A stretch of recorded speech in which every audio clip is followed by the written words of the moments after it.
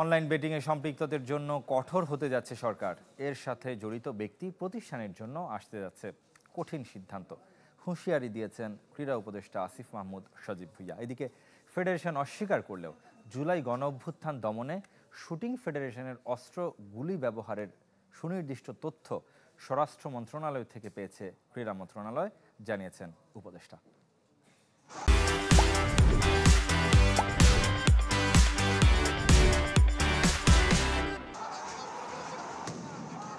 জুলাই গণঅভ্যুত্থান দমনে শুটিং ফেডারেশনের অস্ত্র গুলি ব্যবহার নিয়ে শনিবার থেকে আলোচনায় দেশের ক্রীড়াঙ্গন। ক্রীড়া উপদেষ্টার অভিযোগ শনিবারই অস্বীকার করেছে ফেডারেশন। তবে আসিফ মাহমুদ রোববার পুনরায় জানিয়েছেন স্বরাষ্ট্র মন্ত্রণালয়ের কাছে সুনির্দিষ্ট তথ্য আছে।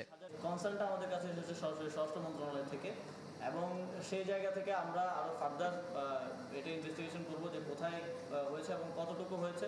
ইতিমধ্যে আমাদের কাছে একটা প্রাইমারি রিপোর্ট আছে স্বরাষ্ট্র মন্ত্রণালয়ের, এবং সেই জায়গা থেকে আমরা দেখছি যে সামনের দিনে যেন এরকম সেন্সিটিভ যে ফেডারেশনগুলো আছে সেখানে এমন কোনো লিডারশিপ না আসে যারা আবার এ ধরনের কোনো কিছু ঘটাতে সহায়তা করতে পারে। ক্রীড়াঙ্গনকে দুর্নীতিমুক্ত রাখার অঙ্গীকারে এবার সমর্থকদের দিকে মনোযোগ ক্রীড়া উপদেষ্টার। অনলাইন বেটিং নিয়ে কঠোর হচ্ছে সরকার, নেপথ্যের ব্যক্তি প্রতিষ্ঠানকেও আনতে চান শাস্তির আওতায়।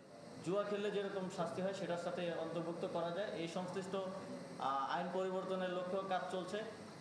এ ধরনের কার্যক্রমের ক্ষেত্রে একদম জিরো টলারেন্স নীতি আমরা গ্রহণ করব, এবং এই ধরনের কার্যক্রমের সাথে যে ফাইন্যান্সিয়াল যে বিভিন্ন চ্যানেলে যে ফাইন্যান্সিয়াল লেনদেনগুলো হয় সেগুলোকেও খুব স্ট্রিক্টলি দেখা হবে।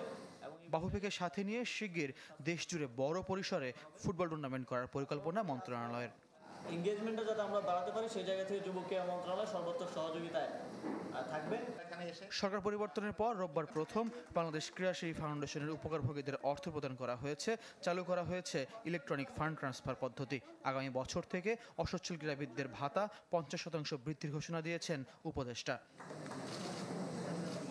ফয়জুল ইসলাম, চ্যানেল 24, ঢাকা।